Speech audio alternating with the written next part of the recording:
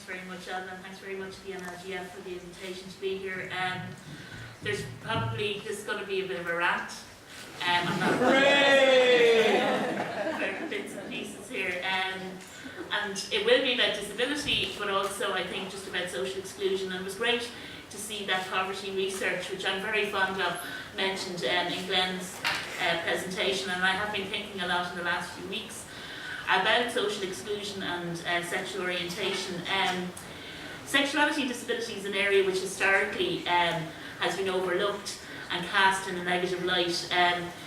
When there's been a focus on sexuality and disability, it's been tended towards the problematic, and I say that just both in the LGBT community and also in disability sectors. Viewing a disabled person's sexuality as a problem which needs to be solved, rather than looking at our rights and need for sexual expression. That paragraph there is something I said in 2001 at a conference that the Equality Authority organised to discuss. It was a seminar, a great seminar on sexual orientation and disability. And I don't believe that much has changed in relation to the experiences of lesbians and gay men. I would say probably the few trans people I know, I think there's also huge issues around disabilities and mental health and negotiating access. And it's always, the talk that we always have is about access, but it's always about physical access. And then that gets accompanied by wringing of hands and talk about money and listed buildings and problematic crypts trying to get in, or else we don't exist at all.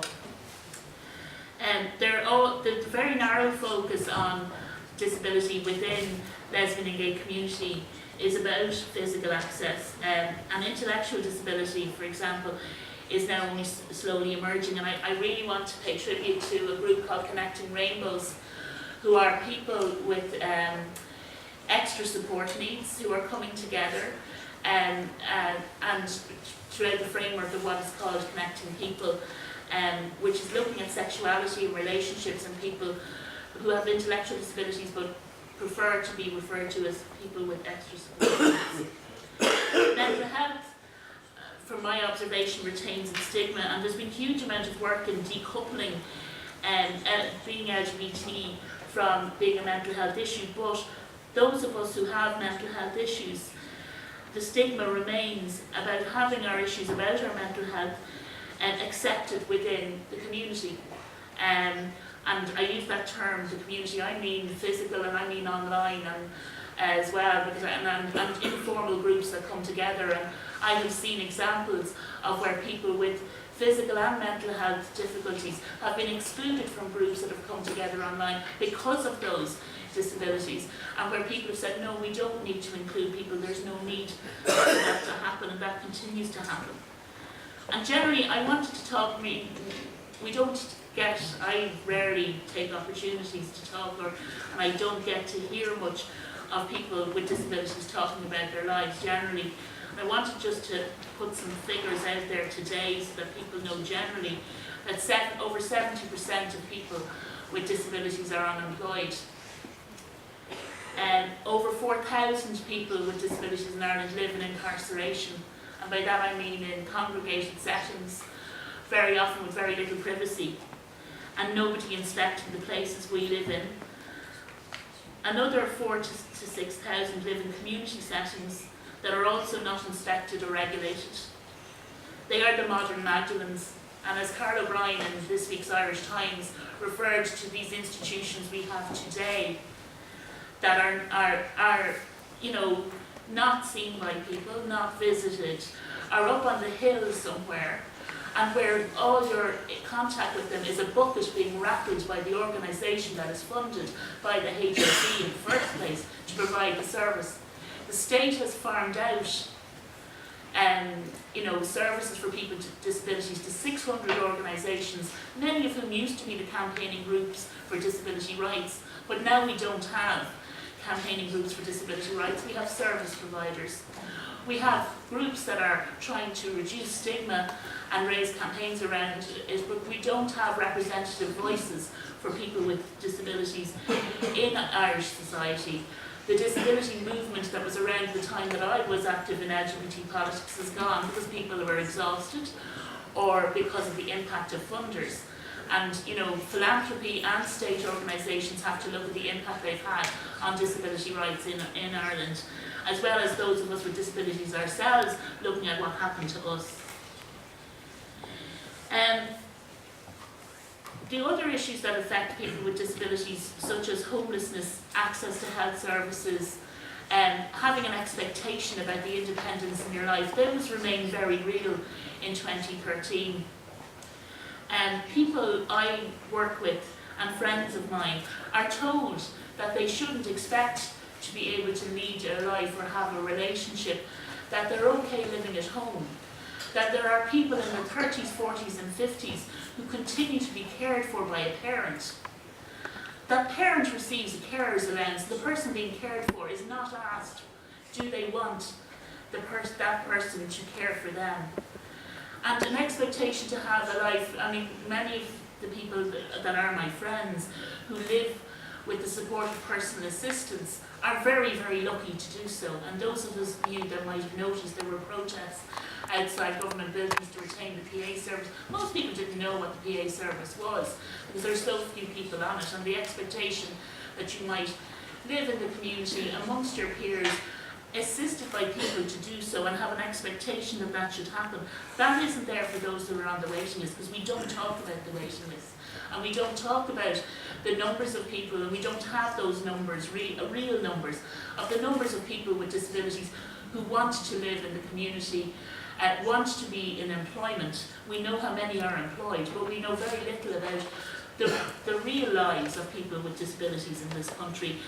And for the last 5 years, in this period of austerity, people have been told not to look for things, that you're very lucky to have what you have. You mind that as much as you can, but don't worry about the rest. We won't talk about the rest. And in better times, as Taoiseach said yesterday, he was at a disability launch yesterday, and I read that he said that he hoped in better times that people's needs would be met.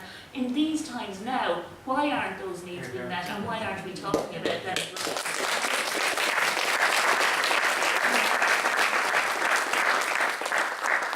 It's still a crime for people with limited capacity to have a sexual relationship. The Lunacy Act remains in place from 1871. Everything operates in a grey area around the issue of people with limited capacity, and I mean mental health difficulties as well as intellectual disabilities. We have to await decision-making legislation, and we've been waiting for that for some time. And as Alva said, the bill for the prom notes came through overnight. For instance, 2008, the Lunacy Act could have been revoked through assisted decision-making legislation. That hasn't happened.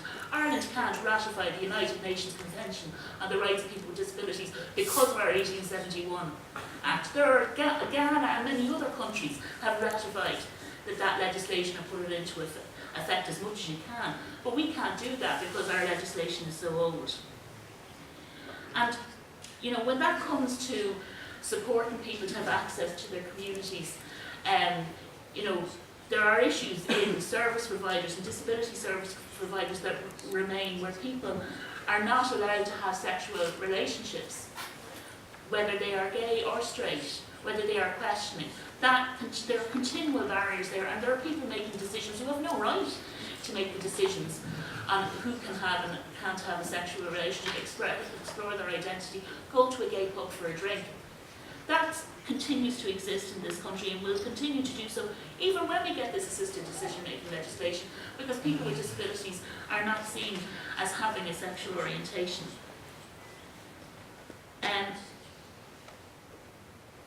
I'm limited in time, and I wanted to talk about where we're at, and we talk about the great moves we've made in terms of equality legislation, because like Davin said, we can't now look and see whether there's a link between sexual orientation and social exclusion in terms of data. But we all know people who are LGBT, who are unemployed, who are homeless, who are in very poor housing, and who are isolated from their communities, who don't have contact with other LGBT people for a wide variety of reasons, and don't have access, and don't have a chance of coming out of poverty. While we do have and have developed human rights and equality and brought in the laws so that people can be discriminated against. In the last 5 years, the human rights and equality infrastructure in this country has been decimated by cuts to the Equality Authority and the Human Rights Commission. And they're merging now, and they will be cut down even further, and the things that they could have done, like sponsor events, raise awareness, bring out models of good practice, all those things are very limited because of the cuts in that. And the LGBT community has been very silent on those cuts, and has stood idly by when those cuts happened. Because there's been this whole area and where people have been fighting for civil partnership and marriage rights, and I have been a critic of those movements because, to the exclusion of all the other issues that LGBTs experience and the other campaigns that we should have been running, we are now going around asking county councils to vote in favour of marriage equality. When a gay man I know with mental health difficulties was told recently that he won't get housed by his local authority for 12 years at least. Now we should be asking councils about what they're doing about social housing and those sort of issues. They can't do anything about marriage equality. Yes, campaign for marriage equality in the Dáil and get legislators to bring about equality for people. But we've taken our eye off the ball of where people are being discriminated against in all areas of their life, and where we do have inroads into local councils, and where we could talk to local councils about all the things that they could be doing around social exclusion for the many people that we know who experience discrimination, not just because of their sexual orientation, but for all the other reasons. We don't have poverty-proofing analysis of austerity measures on LGBT people from community organisations.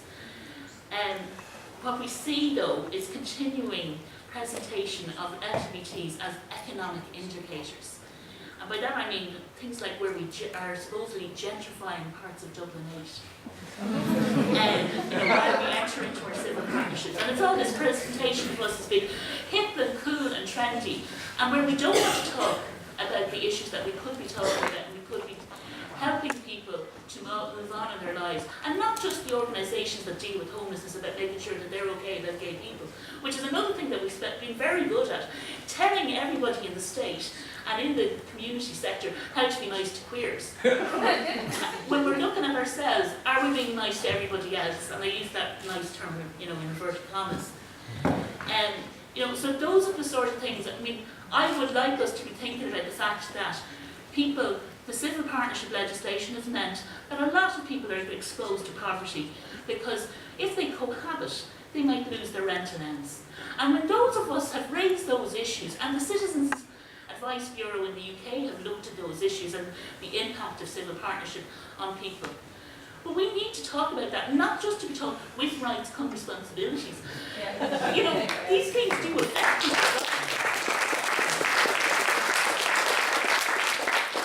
Rent allowances are being capped, and that means that lesbians, gays, bisexuals and transgenders who live in very poor accommodation are losing out when those rent allowances are capped. If they get into a relationship, they end up losing their rent allowance because they're seen to be cohabiting. And that's an issue that we should be open about as well, and not just saying, that people need, to force people into relationships, or force imputations being taken about the fact you're in a relationship, that you're sharing your finances. Which is an issue, I think, that exposes a lot of people that I know with mental health difficulties and disabilities to huge risk.